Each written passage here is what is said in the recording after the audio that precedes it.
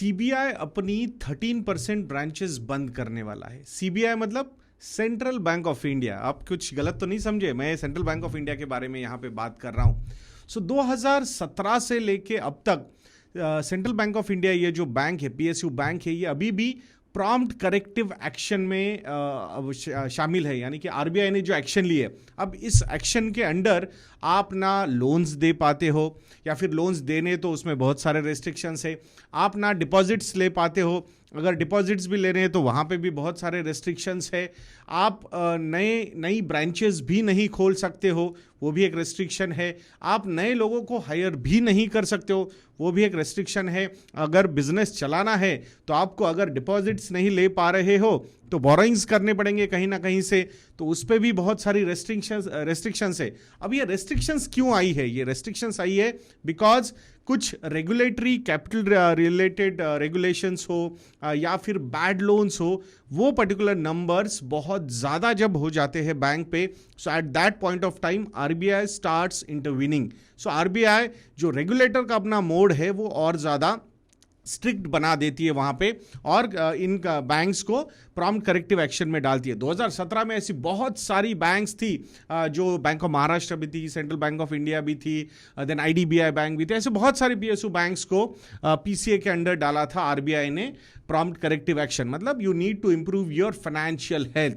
अब अभी तक सारी ब्रांचेस, सारी बैंक्स जो है वो प्रॉम्प्ट करेक्टिव एक्शन से निकल चुकी है। बस एकलौता पीएसयू बैंक्स में सेंट्रल बैंक ऑफ इंडिया बचा है। तो अब इनको अगर अपना फाइनेंशियल स्ट्रेंथ बढ़ाना है तो वहाँ कहीं ना कहीं कॉस्ट कटिंग के मेजर्स लेने बहुत ज़्यादा ज़रूरी हो गए थे, और इसीलिए इनके पास जो टोटल 4594 ब्रांचेस है उसमें से 600 यानी कि 600 ब्रांचेस शायद जल्द ही Central Bank of India close कर सकता है, बंद कर सकता है, या फिर इन ब्रांचेस को किसी और ब्रांच के साथ मर्ज भी किया जा सकता है। अब यहाँ पे इस वीडियो को करने का रीजन क्या है, मतलब इसके पीछे का ऑब्जेक्टिव क्या है? जब in next 1 years time around 600 branches अगर सेंट्रल बैंक ऑफ इंडिया बंद कर रहा है, तो जो एक्शंस गवर्नमेंट ऑफ इंडिया की तरफ से है या फिर आरबीआई के जो सजेशंस है वो हमने ऑलरेडी देखे। बहुत सारे बैंक्स जो है वो एक दूसरे के साथ मर्ज हो रहे थे। अब ये राइटिंग ऑन द वॉल है। एक्चुअली प्राइवेटाइजेशन आज नहीं तो कल होने ही वाला है। हार्डली एक आध दूसरी पीएसयू बैंक रहेगी जिसमें शायद स्टेट बैंक ऑफ इंडिया का नाम सबसे आगे रहेगा, बिकॉज यहां आप कैपिटल इन्फ्यूजन करते जा रहे हो, बट बैंक्स जो है अपना फाइनेंशियल इंप्रूवमेंट नहीं दिखा पा रहे या फिर सस्टेन नहीं कर पा रहे, तो कहीं ना कहीं ये चीज़ें करनी ही होगी। अगर सेंट्रल बैंक ऑफ इंडिया के ग्रॉस एनपीएस के नंबर्स की अगर मैं बात करता हूं, सो 15.13% का ये ग्रॉस एनपीए का नंबर है। What is the capital adequacy ratio of Central Bank of India? Around 15.88%। Technically अगर देखा जाएगा, सो अगर आपके ग्रॉस एनपीएस आपके कैपिटल एडिक्वेसी रेशियो को क्रॉस कर देते हैं, in a way you are going towards bankruptcy. अब नॉर्मली इंडिया में बैंक्स जो है वो बैंकरप्ट होते नहीं है, कहीं ना कहीं कोई ना कोई आके उनको बचा लेता है, बट आज नहीं तो कल, मुझे ऐसे लगता है कि आज नहीं तो कल ये एक एग्जाम्पल सेट हो सकता है। कोई पीएसयू बैंक या फिर कोई प्राइवेट बैंक शायद मतलब जो अगर बिजनेस खराब कर रहे हैं तो they deserve to be closed. I understand depositors का पैसा सेफ होना चाहिए and all those things, but depositors को भी ये पता होना चाहिए कि नो योर बैंक, कि आप किस बैंक में पैसा डाल रहे हो, उसकी फाइनेंशियल स्ट्रेंथ क्या है, ये सब देख के ही यहाँ पे इन्वेस्टमेंट्स के डिसीजंस लेने चाहिए, ऐसा मुझे लगता है। सो यहाँ कोई फियर मॉन्गरिंग करने के लिए ये वीडियो नहीं बनाया गया है।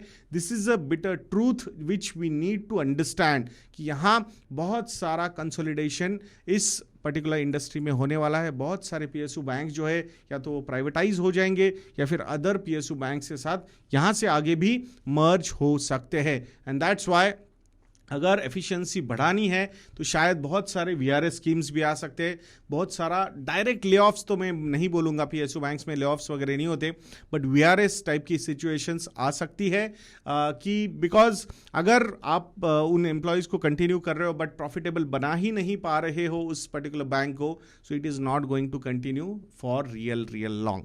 सो आशा करता हूं दोस्तों कि ये वीडियो आपको अच्छा लगा होगा। अगर आप लोगों को लगता है कि हम अच्छा काम करते हैं तो investindia.in को विजिट कीजिए और हमारे मॉडल पोर्टफोलियोज को सब्सक्राइब करना मत भूलना दोस्तों। रेड मार्केट थोड़ा सा रेड कलर में रंगा हुआ है एंड दैट्स वाई रेड, ये प्रोमो कोड हमने एक्टिवेट किया हुआ है आप लोगों के लिए। हाईएस्ट एवर डिस्काउंट ऑफ 55% आपको हमारे सारे मॉडल पोर्टफोलियो के सब्सक्रिप्शन पे मिल जाएगा। 4500 रुपीज़ में आपको 11 मॉडल पोर्टफोलियोज का एक्सेस मिल जाएगा। आशा करूंगा आप जरूर उसको सब्सक्राइब करोगे। वीडियो को लाइक करना, शेयर करना और चैनल को सब्सक्राइब करना मत भूलना। नेक्स्ट वीडियो में मिलते हैं। जय हिंद।